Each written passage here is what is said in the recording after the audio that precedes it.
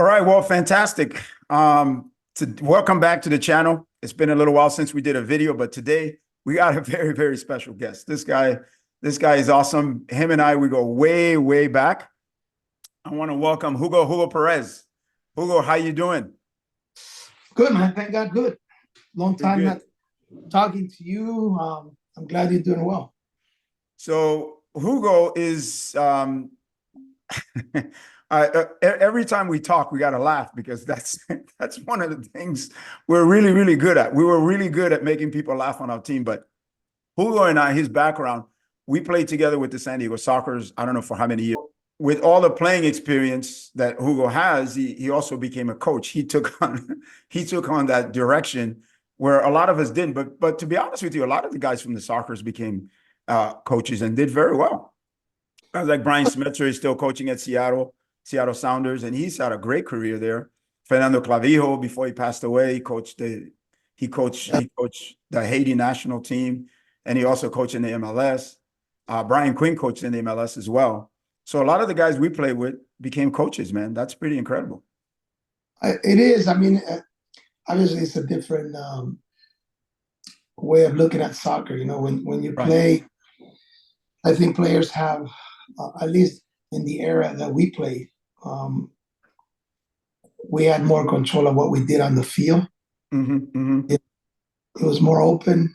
You use more your talent. Right. Now it's a little bit different. But when you transition from a player to coach, it's not the same. Correct. You know, the only thing that helps you is that you live those situations on the field when you're coaching, so you can relate to that. But also coaching has to do with, you know, as a coach, you have to prepare sessions, analyze sessions, analyze opponents, analyze players.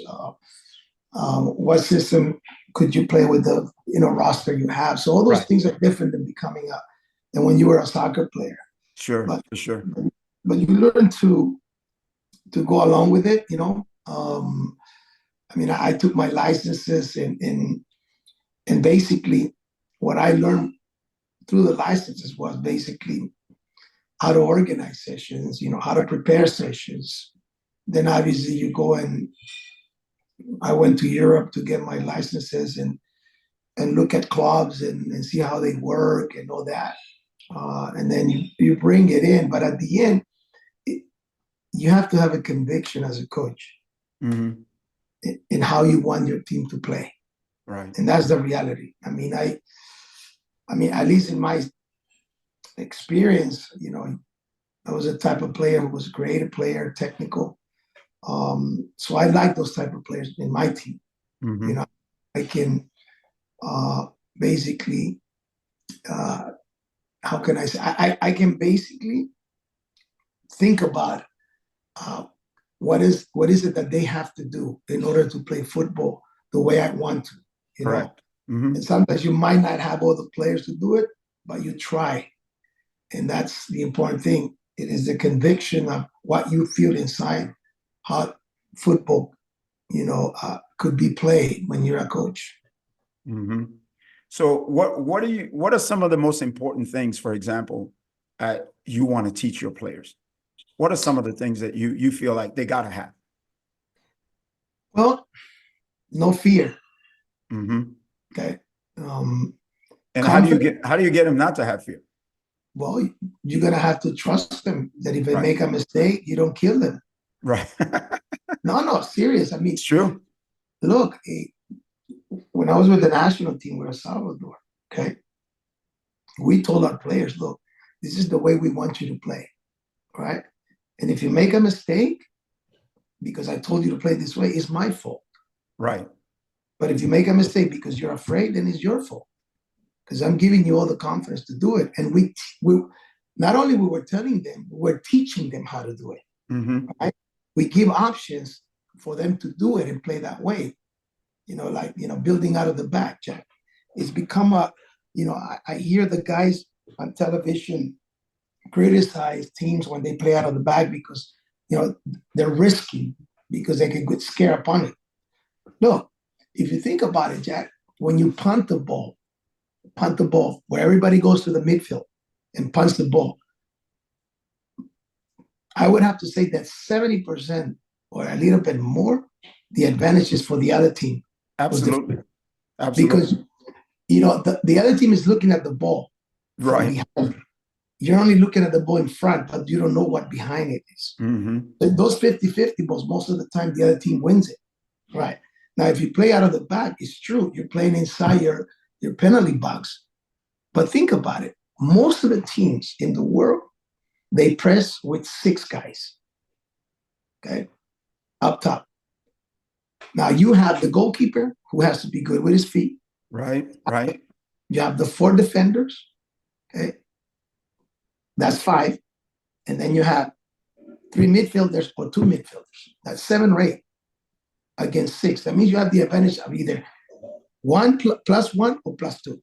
Now, it is your job to teach how to break them in order for you to have the advantage to find somebody who's, who's free. Right. But what happens, Jack, is it takes time to teach that. Of course it does. So it's much easier to say to my players, you know what, just punt it. We'll fight it over there. And, whatever, at least we're not close. But that for me, I never thought about giving my players that choice. You know what I'm saying? Now, if they're so good at pressing, you still can play out of the back, but play direct with a purpose. Correct. Okay? Not a 50-50 ball. It's like you drag all the players up top to press you, and then you're 1v1 on the flanks or in with the 9 in the center back. Right. So you flip the ball there. But that's something that you create, is not only out of the 50-50, whatever happens, Right. And that's what I mean when I tell you that it is the confidence that you give your players and the way you teach it for them to execute it. Yeah. No, that's very true. That's very true. Those 50-50 balls are tough. Now, if you're saying that, and you were coaching the El Salvador National Team at the highest level, you're saying that. And I mean, think about the youth players. Think about the young players who are just starting out. How much time that is actually take to get players to actually play like that, especially coming from no experience. They're still young. They're still learning. They're still growing. So it's a big deal, because you've got to impose your philosophy on the team, right? Because you're responsible.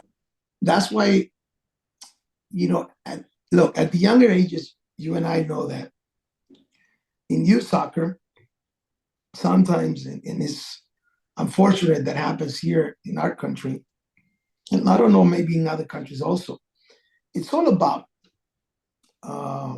winning at all costs. Okay? But if you take 6-year-olds, 7-year-olds, 8-year-olds, and you teach them how to play in tight spaces, you teach them how to be comfortable with the ball. You don't go at them if they lose the ball. It doesn't matter if they lose the ball 10 times, okay? But you let them develop and you give them the confidence to play. Imagine when they get to 18, 19, 20 years old, how comfortable they're going to be, because they've already been trained that way, okay? At the pro level, it's different. You're going to have to go find players who are technically good, right?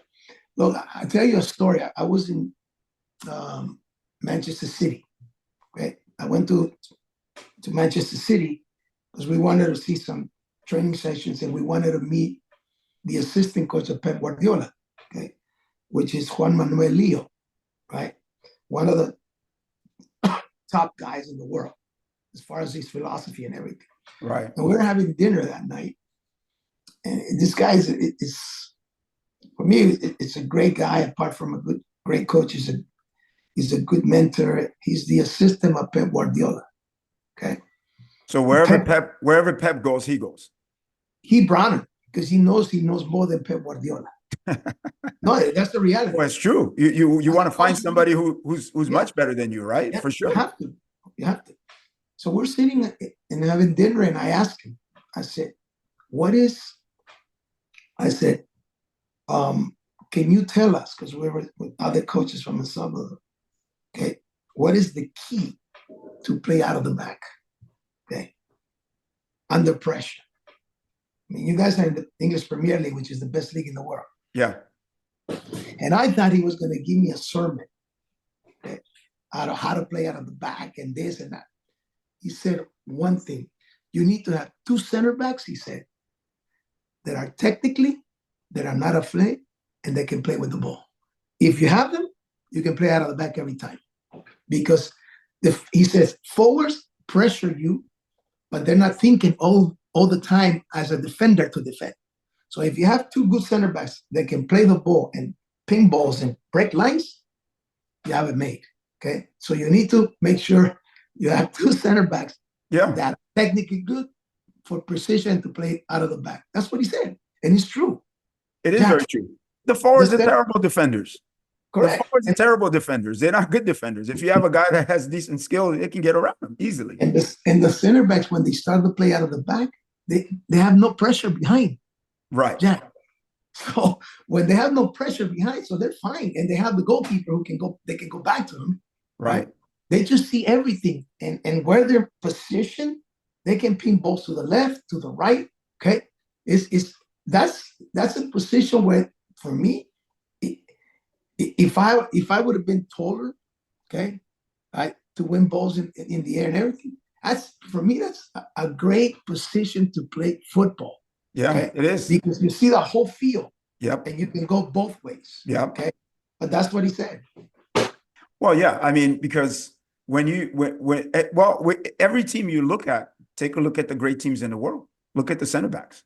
If they're able to do that, all you got to do is look at the center backs. Yeah, correct. I mean, Spain had Piqué. Spain also had Sergio Ramos. Correct. And you look at these guys, Sergio Ramos is doing stepovers everywhere, and he's a center back. But in this country, we don't see it that way. Because we don't teach it from the youth. Right. You see what I'm saying? Yeah. I mean, I think I don't know now. I haven't been in youth soccer for years, right? But if I was a commissioner, or if I was the guy leading, for example, in the United States youth football, I will implement a rule that you have to play out of the backs. You have to let the kids play out of the back with the goalkeeper. Look, they sent me a video of a club in Europe. They were playing an under-11 team, okay? They were playing a tournament, okay? And it was 7v7, okay? I won't lie to you. One team always played out of the back. This is under 11, 10-year-olds. Mm-hmm. And all they did was goalkeeper, two defenders. They open up, they made a triangle, right? And they played out of the back, okay?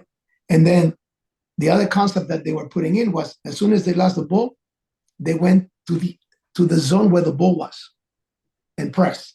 Right. That was the only two things that at under 10, under 11, right? And they never punted the ball, Jack. Never. Right? They took risk in the back, and this is a big club against other, youth big clubs. And that's what we need to make sure our kids. I also was when I was working with the US, okay? With the U14. Yeah. We went to Croatia, okay? I think it was Croatia for a tournament.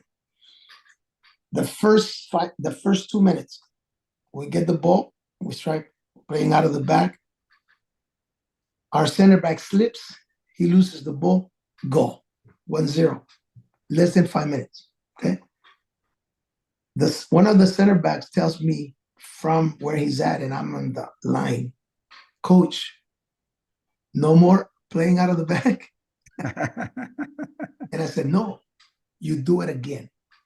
And you do it again. Don't worry. We have been training for 2 years. Mm-hmm.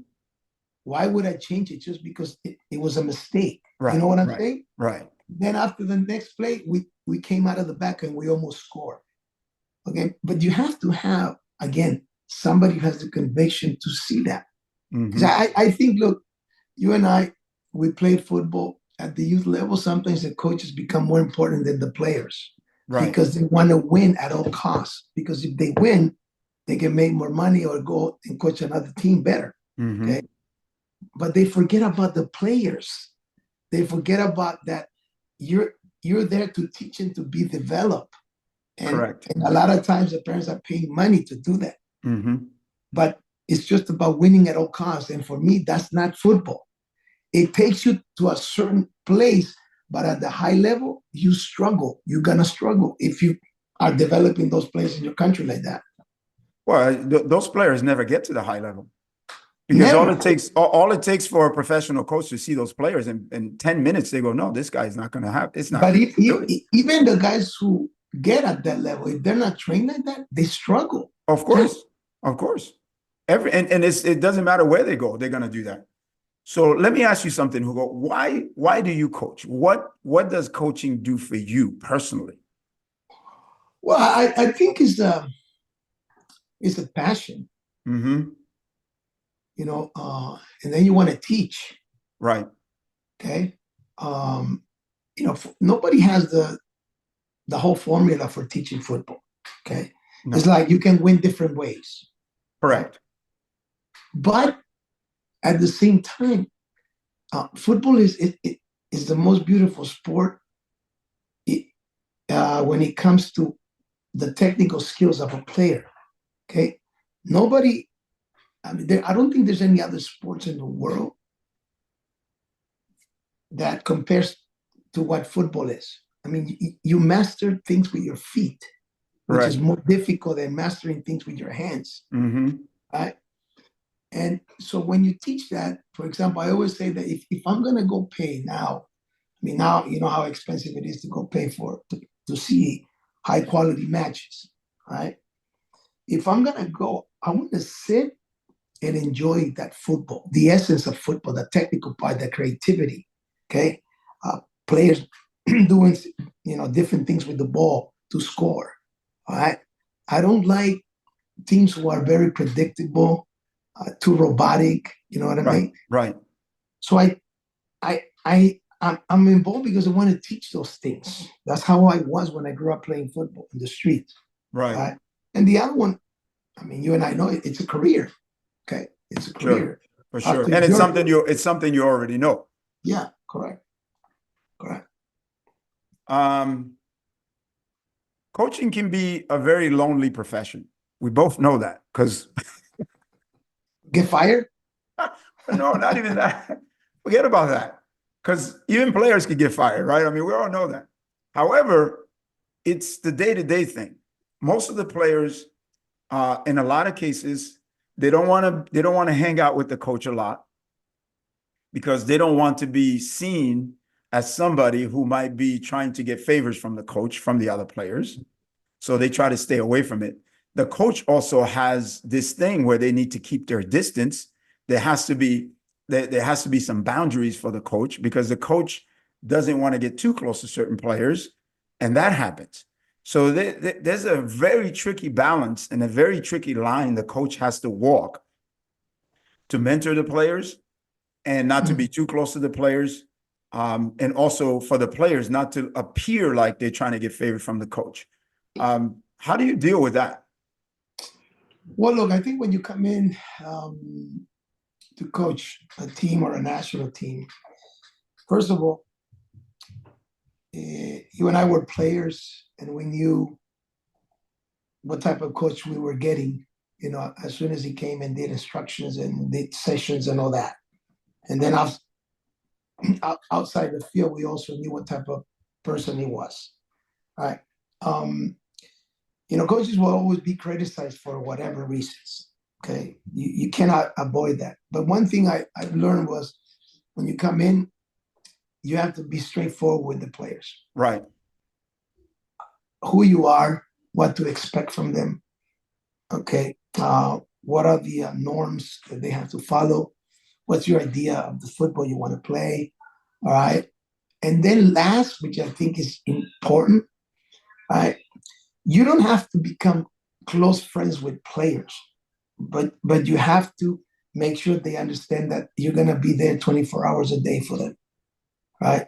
Whether it's on the football side or whether it's something personal, because people don't understand. Players train 2-3 hours a max. Okay. Now it's more because they spend more time in the club, right, than it used to before. But they're also humans, all right? And they deal with issues outside football. Right. And sometimes they come in and you're seeing that they're not training well, they're struggling, and you can kill them by not knowing exactly what is going on. So you have to be open with them, okay? Not as a friend, I'll cover your sins or I cover this for you. No, no.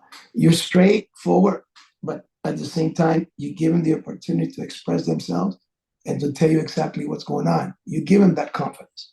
Now, there are rules where you said, look, I'll give you all this. I'm going to help you with this, but this is what I expect from you. You need to be honest. You need to work hard. You need to behave. You need to, be a good citizen, not only on the field, but off the field also. That's my personal thing. People say, well, I don't care what players do, right? But you do care. Of because, course. life is not about football only. Right. Okay? Correct. Life is something else. And as long as you're honest with them, you're going to make mistakes as a coach. They're going to make mistakes as players. But I know that I've always heard that players say, I respect coaches. They might not know a lot of tactically, but they're honest with you. They'll tell you, look, you're not playing well. You're not going to play today. This is what you need to do to get back to the team. Okay. But you tell them face to face. And then you show them on the film now, because there's a lot of video now. Look, this is what you're doing wrong. This is why you're not playing. But if you do this, this, and that, then you'll get a chance to play. And I think some players might not like that. But at the end, you as a coach, you're being straightforward with them so they know exactly what to expect. And also, again, you may be a mentor sometimes, okay, Correct. to them. Mm-hmm. I think at least that's how I approach it. Yeah, no, that's very important. Now, let me ask you this, because I feel the same way you do. I'm very direct with people, but so they know that where I'm coming from. They know that they can trust me to just tell them the truth, not to try to sugarcoat it and do all this kind of stuff. Now, in youth sports, we're a lot of times we're teaching something a little bit different, or the situation is different. When players don't play, the way we approach it, the way parents approach youth sports, the way parents approach the coach. So that is not something we're teaching at an early age so the kids can be ready for it.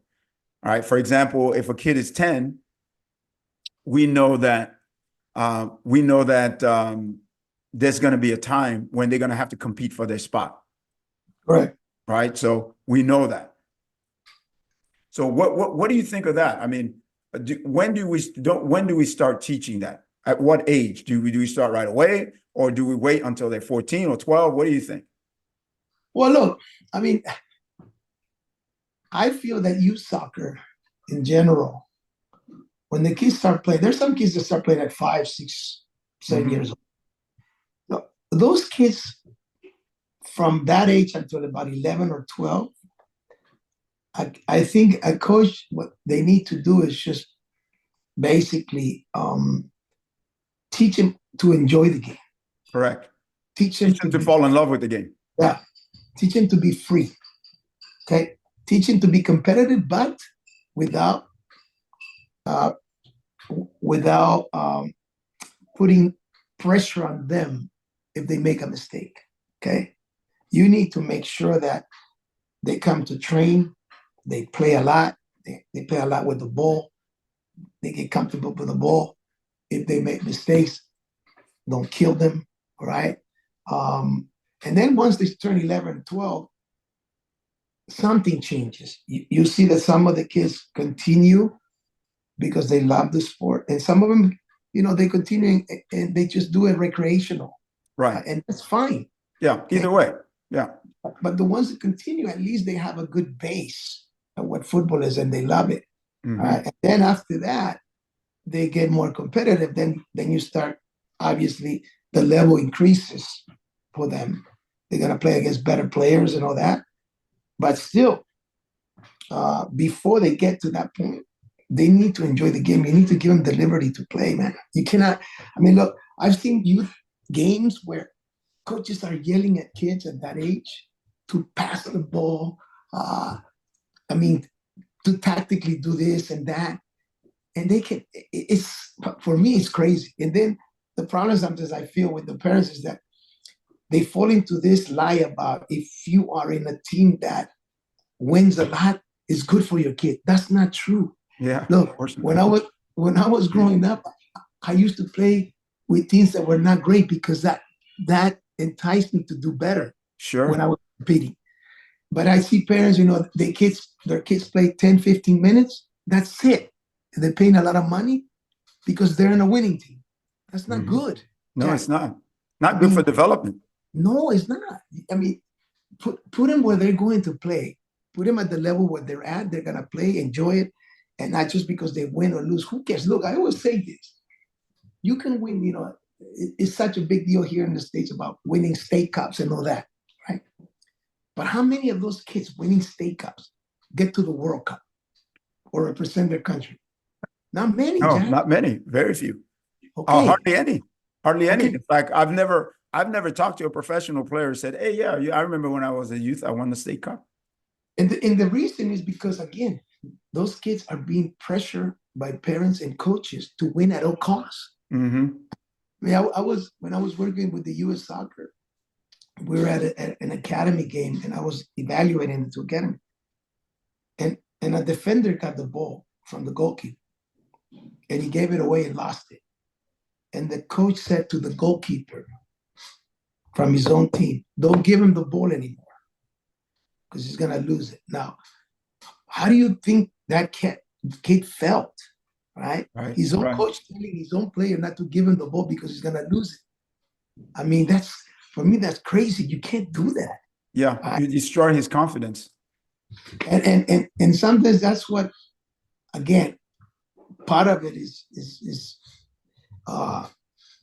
the issue that we have here is because you have to win at all costs, right? And if you don't win, clubs get worried because they're not going to have enough people for the next season to come into your club because you're not a club that wins. It's a business. You got to bring in more customers, basically. Great. But okay, well, go ahead. I was going to ask you last question because you know what? We need to do another video because we got so much to impact. So I'm going to ask you last question. If you were able, which is possible, if you were given the reins to take over kind of on the US side, on the US Federation side, what are some of the things you would do to change the development? One of the things that I see, and I want your opinion on this as well, is the kids playing futsal. They don't play enough futsal. I think that really kind of just really helped their development all over with technically, thinking wise, quick thinking, everything, the first touch, control, everything. What are maybe a couple of things that you would do that to improve the development of the kids as far as at the top level? If you had the full range to just change things. I think they should make they should have two leagues. They should have the outdoor league and they should have the futsal league, right? The more, Jack, you and I know that in other countries, Europe, Africa, South America, they play everywhere, every day. Mm-hmm. At school, young kids at school, in their clubs, pickup games, futsal. Brazil plays futsal from 6 to 11 years old. Mm-hmm. Okay? All the clubs have their own teams playing futsal. Okay. So at those ages is the development of players with the ball, get comfortable, get so many touches. The good thing about futsal is you play 5 against 5, right? It's not too many people, so you have more touches.